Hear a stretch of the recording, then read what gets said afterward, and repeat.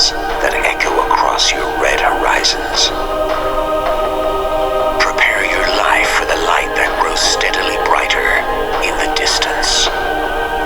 As the dawn comes to rid your battlefields of darkness, the age of Illuminatium will begin. Fear nothing. We are always watching out for you. Top 10 conspiracy theories in the world.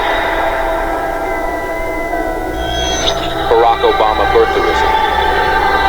Satanic panic. Protocols of the Elders of Zion. Chemtrail conspiracy. The Illuminati. Roswell UFO incident. New World Order. Music make you lose control. Music make you lose control.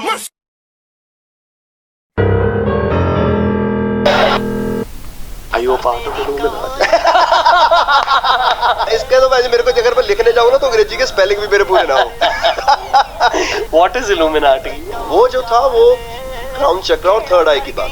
बहुत लोगों में तो पता है। This is a crown chakra, not Illuminati thing. अगर आप समझ रहे हो कि मैं किसी ऐसी संस्था का हिस्से हूँ जो कि बहुत ही सीक्रेट है, तो फीलिंग तो बड़ी अच्छी है। तो मेरे को तो इल्यूमिनाटी लिखना ना आए, अगर स्पेलिंग आए तो मेरे स्पेलिंग भी थोड़ जाएंगे मतलब नहीं आएंगे मेरे। वो जो फ्लो था वो क्राउन चक्र और थर्ड आई का फ्लो था, वो इल्यूमिनाटी का फ्लो था। The Illuminati historically refers to the Bavarian Illuminati, a secret society that operated for only a decade or so, from 1776 to 1785. The society's goals were to oppose superstition, corruption, religious influence over public life, and abuses of state power. After the group disbanded, conspiracy theories about the Illuminati have persisted to the present day. In contemporary usage, the term Illuminati refers to a supposed shadowy organization made up of powerful groups and individuals that control world events through their influence on governments, financial systems, and other institutions. Some suggest that the Illuminati are working to create a new world order. Many experts have debunked the idea of the Illuminati, pointing out that many of the supposed proofs of the Illuminati's existence are based on misinformation, misinterpretation, and even outright fabrication.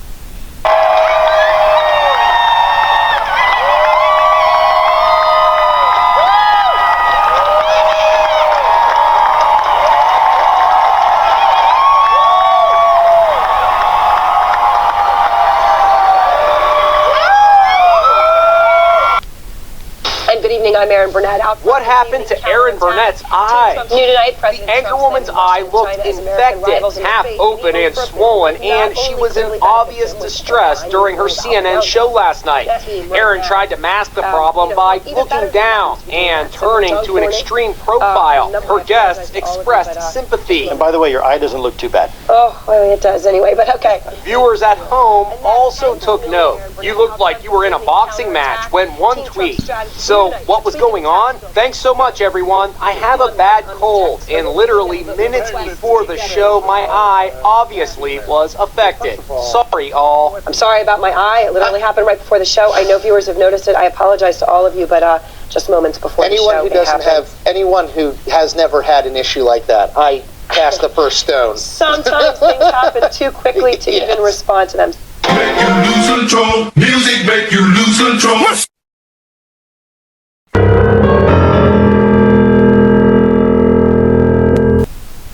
At 5, Tennessee lawmakers are trying to ban the intentional release of chemicals into the air based on a conspiracy theory. Chief Transportation Correspondent and pilot Mackay Beeler explains what's in the anti-Chem-trails bill and what this could mean. Tennessee lawmakers passed SB 2691 earlier this week. If passed, the legislation would ban chemtrails in a bill based on a conspiracy theory. The chemtrail conspiracy theory claims commercial aircraft release poison into the atmosphere intentionally. Believers say the white lines you may see coming from planes in the sky are not vapor clouds known as condensation or contrails, but instead chemicals being sprayed from jets for a variety of reasons. A 2018 study suggests contrails play a big role in global warming that has been underestimated. The Tennessee bill claims the government may conduct geoengineering experiments by intentionally releasing chemicals in the atmosphere. If the legislation ends up becoming law, it would prohibit the release of the chemicals, which lawmakers claim affect the temperature, weather, and the intensity of the sunlight. If Tennessee's governor signs the bill, it would go into effect July 1st. Back to you. Look to the heavens, lines in the sky that captivate conspiracy theorists. Chemtrails, followers convinced something evil and secret is going on. See, and look at, it's got that pattern. They believe the government or some shadow organization deliberately sprays chemicals to control our minds or to alter the weather. Okay, I can hear you now. Why are we wasting time on this? Social media has become fertilizer for this conspiracy. Recent surveys indicate 1 in 5 Americans believe in this theory. Now, science is just starting to confront it. So, what are the facts? Let's verify with our experts. Dr. Jeffrey Forrest, Chair of Aviation and Aerospace Science at Metro State in Denver. Dr. Ken Caldera, atmospheric scientist and professor at Stanford. These are not government agents. They are scientists. That's verified.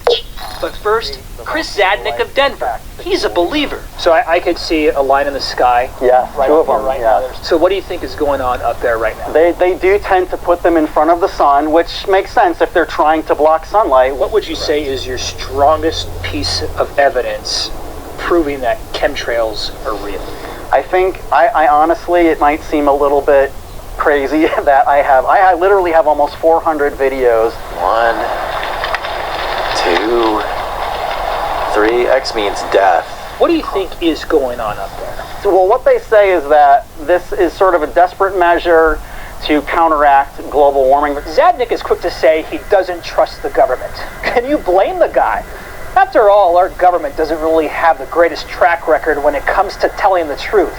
Agent Orange, the Tuskegee syphilis study, the human plutonium injection experiments. I can go on and on. That's the government. But what about science? Wait, that is a tight fit. Okay, pilots and scientists are uncomfortable talking about chemtrails. What is that white line in the sky behind a plane? Well, the white line behind a jet is a natural process that goes on with the relationship between the aerodynamics of the aircraft and the atmosphere. They won't even say that word. Scientifically, they're called condensation trails. Contrails for short. So what you're really doing is you're sort of artificially generating a cloud. It's like a long white cloud. That's essentially what it is. That's right. As jet fuel burns, it produces mostly water vapor. Picture my mouth like a jet engine. I know that sounds weird, but as I exhale, my breath contains a lot of water, so we'll see something like a cloud. Sounds simple, right? Let's get scientific. Jet fuel is mostly kerosene, a hydrocarbon. When planes burn jet fuel, they produce exhaust. That exhaust is mostly hot water vapor. That also contains carbon dioxide, trace amounts of sulfur, nitrogen, microscopic metal particles, and carbon. The water vapor molecules latch onto the particles like carbon, allowing the water in its gas form to collect into floating bits of liquid, or, because it's so cold, tiny ice crystals. That's condensation, when water vapor becomes a liquid or ice. And so you get a cloud, especially when the humidity and air temperature are just right. The higher level of humidity in the sky, the longer the water remains condensed. When humidity is really high, the trails look like a long cloud, which is why contrails appear in the sky for a while. Winds can make them expand. That is also, I think, part of the fear factor that some people hook themselves into, because they see a contrail being formed and then hours later it's still there, and sometimes it's growing. So what we see up there is not the government intentionally putting chemicals into the sky for geoengineering. No. I don't know why people, they have a scientific or technical question, and instead of going to the scientists, they'll find some crazy website and believe what the crazy website says. Perhaps the most convincing and highly cited scientific evidence comes to us from this study conducted by atmospheric scientist Dr. Caldera. Out of 77 top atmospheric scientists across the globe, 98.7% of them categorically rejected the existence of a secret spraying program. That one holdout was a guy in Alaska. He didn't think, oh, that means there must be a secret government spraying program. He's saying, oh, look, once I got a sample and there was stuff in it that I couldn't explain. There's no accepted scientific evidence whatsoever that proves a covert program is real. I really desperately want it to not be true. Based on our highly credible experts and scientific approach to chemtrails, we can verify the chemtrail conspiracy is false. Make you lose control. Music make you lose control.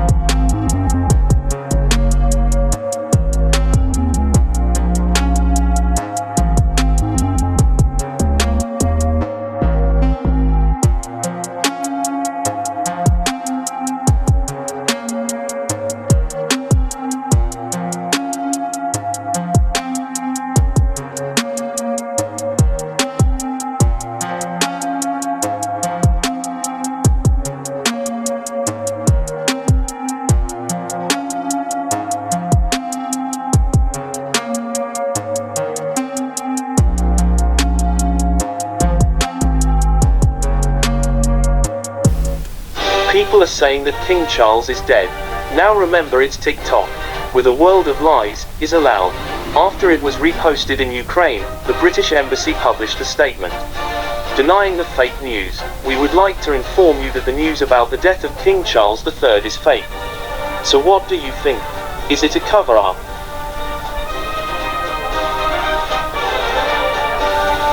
TikTok would actually be a secret operation of mind control set up by a group of global elites. The hidden objective behind the application would be to manipulate the behaviors and thoughts of users in order to exert subtle control over the entire global population. First, the algorithms. TikTok. Algorithms are designed to spread specific content to influence users' opinions and beliefs. Viral videos and trending challenges would only be means to condition minds to adopt certain ideas. The massive data collection.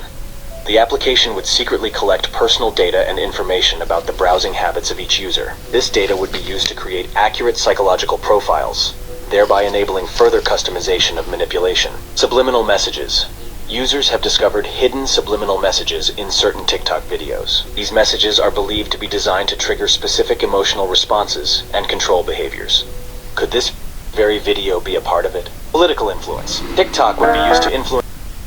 I have a conspiracy theory about the TikTok ban. I think it was a marketing ploy to help the new president come in and win all the hearts of America by doing this, because it's a little suspicious if you think about it. Like, the first notification you get opening TikTok, it says, "We are fortunate that the president has indicated he will work with us on a solution to bring TikTok back once he takes office." And then within 24 hours, the new one says, notification says, "Thank you for your patience and support. As a result of the president's efforts, TikTok is back in the U.S." What better way to win all the hearts of Gen Z and Gen Alpha and millennials and everybody than to put a little scare in the heart. It's kind of like when you're in a relationship and then your partner threatens to leave and they actually do leave, and then they come back in like 1 or 2 hours, and then all of a sudden you love them even more. Like, oh my God, I took you for granted. I love you. You know what? You mean everything to me. And it's kind of like that's the basis of like a toxic relationship. And TikTok, to me, we've been in a toxic relationship. You told us you were going to leave 4 years ago, and you're still here. What's going on? This is crazy. TikTok is back, live, and ready to go. So, you guys, I have a huge conspiracy theory on what I believe is gonna happen with TikTok within these next 90 days. If you guys want to keep up to date, tune in on what I believe is gonna happen with the stock market, with a bunch of other platforms, and TikTok. Make sure you guys stay tuned in for part 2 tonight. Come up with trippy conspiracy theories. What if stars are cameras from aliens and we are a zoo or an experiment? What if oxygen is actually poisonous and takes us 70 to 100 years to affect us? If every time you hear that voice in your head telling you not to do something, it's your future self warning you because they already know the outcome? What if you're the only person on Earth and the rest of the population you see is just your imagination playing tricks on you? What if our life is a video game and every time you start a new year, you start a new level? As the game progresses, the level gets harder and harder to manage. Those who die have completed their game. First 5 non-face emojis are your new aesthetic. Comment what they are.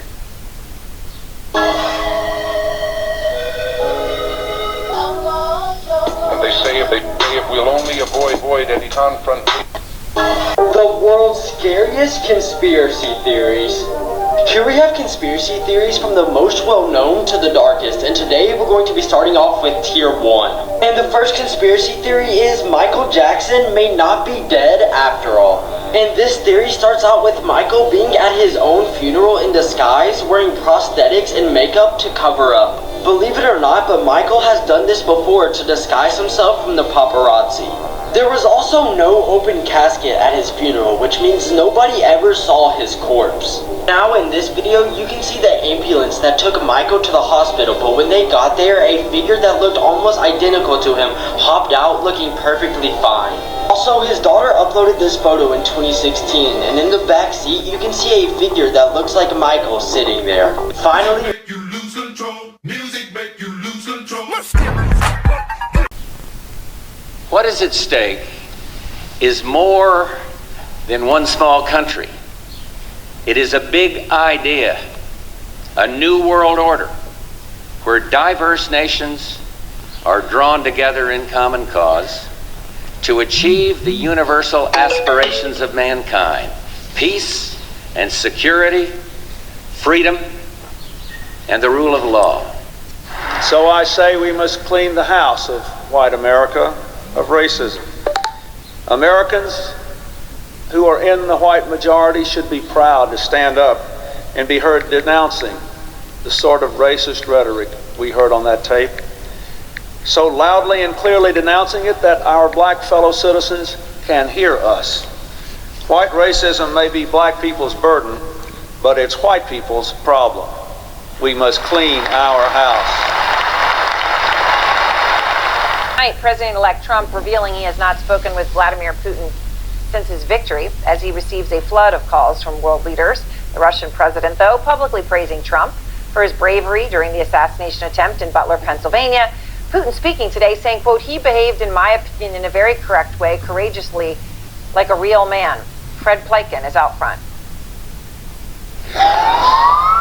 After launching a massive attack aimed at the heart of Kiev, Russian leader Vladimir Putin praising President-elect Donald Trump.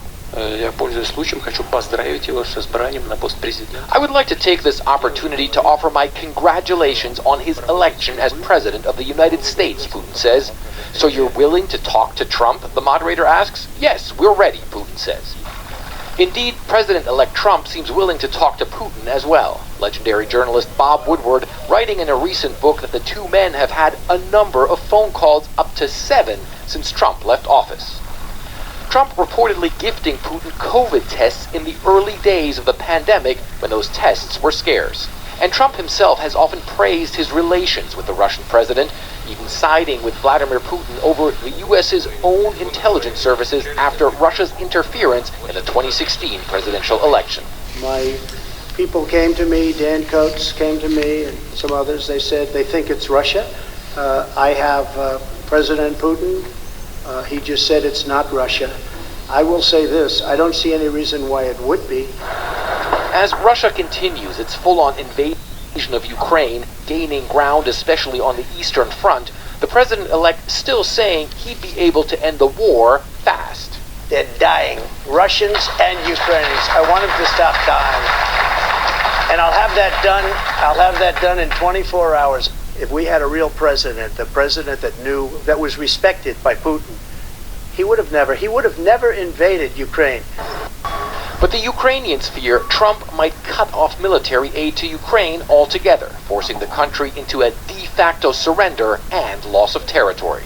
Every time Zelensky comes to the United States, he walks away with $100 billion. I think he's the greatest salesman on earth.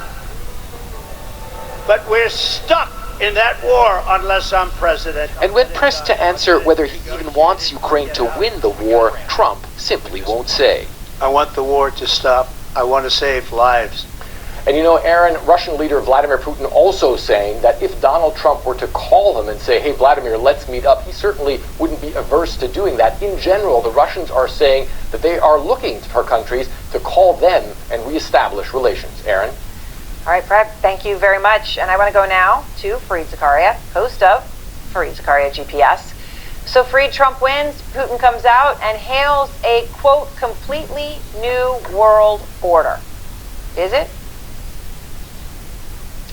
Well, what Putin was talking about there was a completely new world order in which American power is declining, in which Western power is declining, and as he sees it, Russia and China and countries like Iran are ascendant. So it's a very particular version of a new world order, and I would find it very difficult to imagine that any American president would sign on to that new world order. So I guess in that context, Fareed, how do you see the relationship between Trump and Putin? Right, where Trump has so often, even recently, touted his relationship, his friendship, his with Vladimir Putin. So I think that Trump often talks about it exactly as you say, Aaron, and he talks about the war and how he wants to end it, which all sounds great, and of course we would all like to see the war end. But what I think is often missing in the way Trump talks about it is Vladimir Putin has launched the most blatant act of aggression in Europe since World War II. He has attempted a kind of reconquest of an empire of a kind that hasn't taken place in 70 years. He's trying to essentially wipe Ukraine off the map. He's engaged in the kind of cross-border aggression that the United States said after World War II would not be legitimized, would not be tolerated, and every president since then has maintained that standard. And there have been actually almost no cases of acquisition of territory by conquest that was legitimized by the international community. So the question is, does President-elect Trump see that is the light in which you have to look at Vladimir Putin? Yes, he's a strong leader, he's a powerful interlocutor, I would argue an adversary, but he's not your pal. He's not somebody with whom you're just schmoozing. It's somebody who has done something that is about to destroy the international system.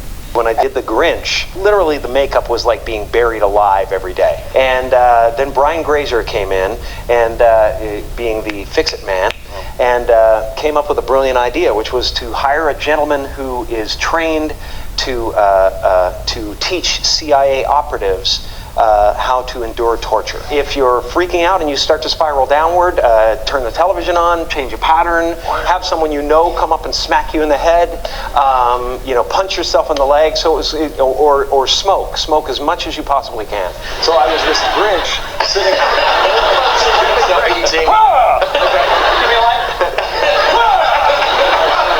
and this giant giant cigarette holder so the yak hair wouldn't go on fire. It was horrifying. Wow. It was horrifying. It was just like, it's for the kids, it's for the kids, it's for the